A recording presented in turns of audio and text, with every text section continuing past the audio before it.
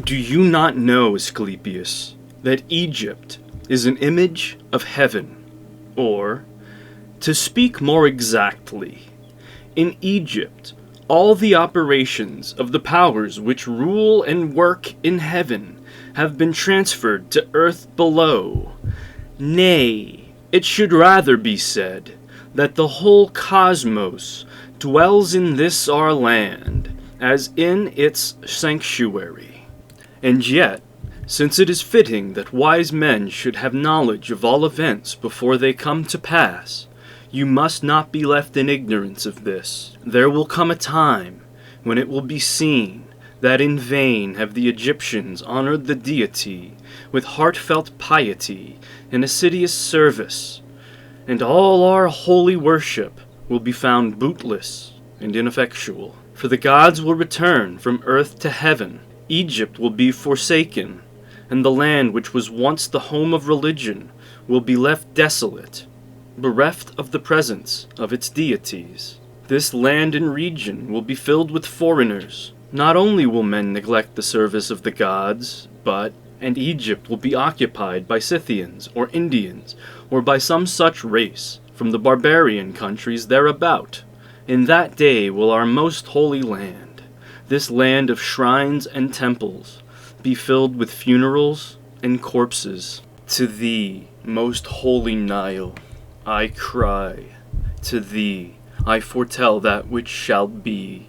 Swollen with torrents of blood, thou wilt rise to the level of thy banks, and thy sacred waves will be not only stained, but utterly fouled with gore. Do you weep at this, Asclepius? There is worse to come. Egypt herself will have yet more to suffer. She will fall into a far more piteous plight, and will be infected with yet more grievous plagues. And this land, which once was holy, a land which loved the gods, and wherein alone, in reward for her devotion, the gods deigned to sojourn upon earth, a land which was the teacher of mankind in holiness and piety, this land will go beyond all in cruel deeds. The dead will far outnumber the living, and the survivors will be known for Egyptians by their tongue alone, but in their actions they will seem to be men of another race. O Egypt, Egypt! Of thy religion nothing will remain but an empty tale which thine own children in time to come will not believe. Nothing will be left but graven words, and only the stones will tell of thy piety. And in that day men will be weary of life, and they will cease to think the universe worthy of reverent wonder and of worship. And so religion, the greatest of all blessings, for there is nothing, nor has been, nor ever shall be, that can be deemed a greater boon, will be threatened with destruction. Men will think it a burden, and will come to scorn it. They will no longer love this world around us, this incomparable work of God, this glorious structure which He has built, the sum of good, made up of things of many diverse forms, this instrument whereby the will of God operates in that which He has made, ungrudgingly favoring man's welfare. This combination and accumulation of all the manifold things that can call forth the veneration, praise, and love of the beholder. Darkness will be preferred to light, and death will be thought more profitable than life. No one will raise his eyes to heaven. The pious will be deemed insane, and the impious wise. The madman will be thought a brave man, and the wicked will be esteemed as good. As to the soul, and the belief that it is immortal by nature, or may hope to attain to immortality, as I have taught you, all this they will mock at, and will even persuade themselves that it is false. No word of reverence or piety, no utterance worthy of heaven and of the gods of heaven, will be heard or believed. And so the gods will depart from mankind, a grievous thing, and only evil angels will remain, who will mingle with men, and drive the poor wretches by main force into all manner of reckless crime, into wars and robberies and frauds, and all things hostile to the nature of the soul.